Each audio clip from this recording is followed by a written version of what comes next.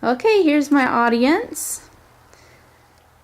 All right, and then we'll go ahead and get started.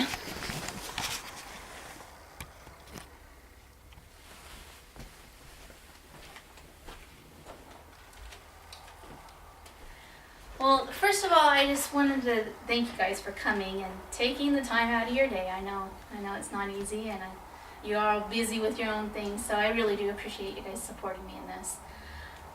Our speech assignment was to tell a story about ourselves. But before I get to my story, I just wanted I wanted you to think about some things. If you asked a 5-year-old if they believed in Santa, they would reply with an enthusiastic yes. And then they'd go on and tell you all the fun things that they know about Santa. That he flies in a sleigh and that's pulled by flying reindeer, and he comes down the chimney and gives gifts to the children, and he eats all the cookies that they give him the night before, and other fun facts that they know about him. Now, I just kind of want you to contrast that with how a grown adult might answer the same question. Yeah. So, so you ask a grown adult, do you believe in Santa? They'd be like, no. No, that's just for children. It's just a folk tale.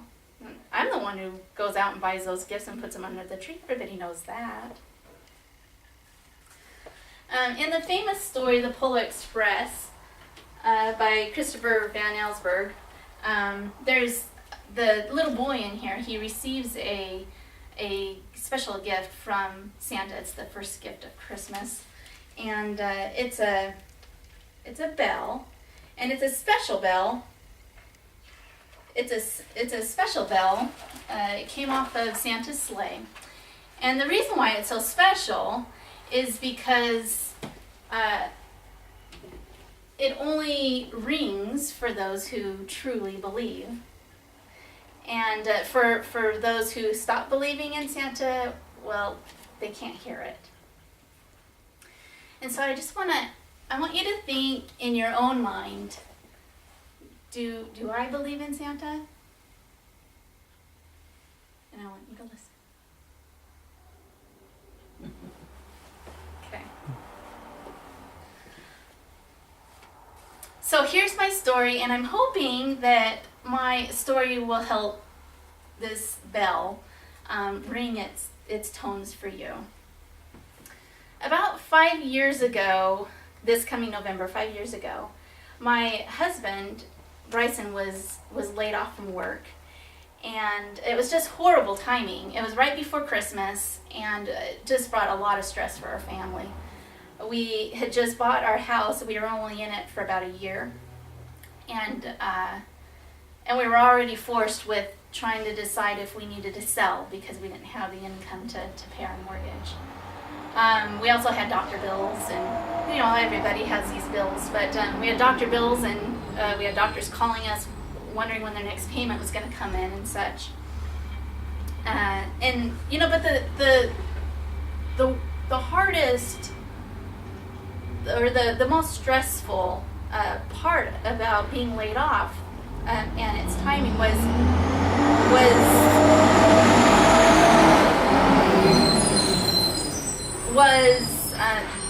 wondering if we could provide Christmas for our little girls. This was the hardest part. So we had thoughts of how were we going to explain it to our little girls when Christmas morning came and there was no gifts from Santa. As you might imagine, the feelings in the home were pretty heavy, and we felt pretty helpless. Until one day, nothing short of a miracle occurred. Somebody knocked on the door, so we went and answered the door. And there was nobody there. But what was left on the doorstep was a gift for us. And we didn't know it at that point, but the events that occurred throughout the next following days truly saved our Christmas that year, and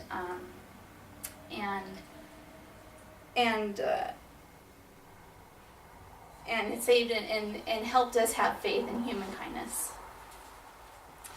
On a daily basis, whether the gifts were dropped off in the morning or in the evening, a gift was left for our family. Some of the gifts were for our children, for our little girls, Addie and Sammy, and some were left for Bryson and I. But we never knew who they were to, and so when the gift was left, everybody got excited, and we gathered around as a family. We opened it together, so it brought us together as a family and allowed us to share that excitement together.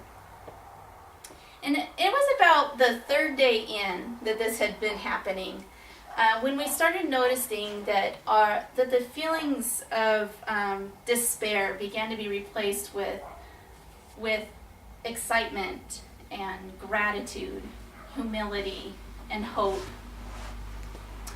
The girls' excitement was pretty contagious. Definitely. And magic was beginning to fill our home. We were smiling a little bigger and laughing a little more often. The girls had decided that it was Santa that was bringing these gifts. And so we kind of played that up and had fun with that idea and decided to start making homemade gifts and homemade treats and leaving them out for our Secret Santa. Oh, how fun.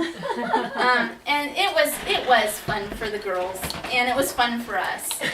And every night, or day, or whenever it happened, the treats would disappear, and always in its place was a gift. So with each gift that came, our home was just filled more and more and more with that magic and wonder and excitement. And it just built us up as a family. Until the last gift came. The last gift came 2 days before Christmas Eve. And my husband, Bryson, had left on an errand. Oh no, he had an appointment in the morning. It was early in the morning. He had left for an appointment. And when he, on his way to his appointment, he gave me a call. He says, "Lisa, you've got to go outside and see what's out there." I was like, "Oh, cool, another gift." And so I jumped out of bed and opened my door, and I couldn't believe what I saw in my front yard. It was there in the yard was a chest freezer sitting in the middle of my yard with 4 full boxes of frozen food. And I just couldn't believe it. I just was overcame with feelings of love and humbleness. I just felt so humble that somebody would do that for us. And how much weight it just lifted off my shoulders to know it wasn't the gift. It wasn't the gift. It was knowing that somebody did that for me. It was that feeling. And I just sobbed. And I just wondered who would show so much compassion and love but not seek recognition for it. You see, because to this day, we still don't know who that Secret Santa was. Could be someone in this room. It could be. And now you might know how much we appreciated it. But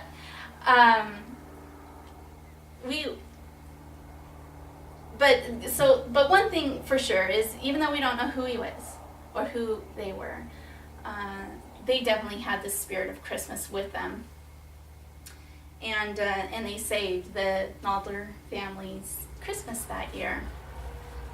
My family will never forget that Christmas. It changed how we think about Christmas. We decided it wasn't about the gifts. It was about how we can help uplift others and spread that happiness to those around us. So when my girls come home from school sometimes, and it's usually around Christmas time, they'll come home, "So-and-so said there's no Santa."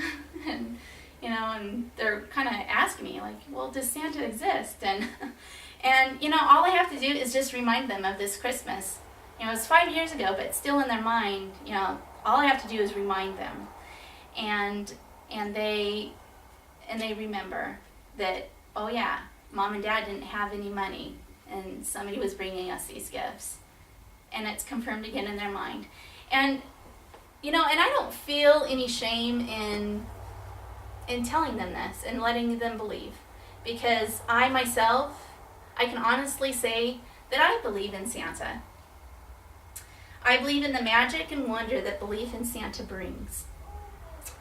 I believe that Santa exists in all of us. As we perform those little, and in my case, big acts of kindness. In a famous editorial, a little girl, her name was Virginia, and she was 8 years old. So about that time when they start wondering, you know, is Santa real or not? Her dad had told her, you know, recommended to her to write the editor of the newspaper and ask him if Santa's true or real. And so she did. And then the editor replied with his famous response. I don't know if any of you have heard this, but the response was, "Yes, Virginia, there is a Santa Claus. He exists as certainly as love and generosity and devotion exist." So yeah, I believe, and I mean I agree wholeheartedly with this wise editor's response. I believe in Santa because I felt that love and generosity firsthand from our Secret Santa. It was that love and generosity which made that Christmas a Christmas that could have been a really stressful Christmas. It made it the best Christmas ever for us. Okay, so now you don't need to believe in the flying reindeer and the idea that a man can fit through all the chimneys of the world in the course of a night. But what you can believe is in the idea of Santa, and you can believe in the influence that he has on each of us. And with that, I leave with you this question again. Do you believe? That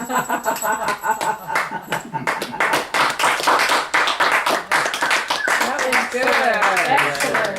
That was good. Thank you. You've improved a lot since the last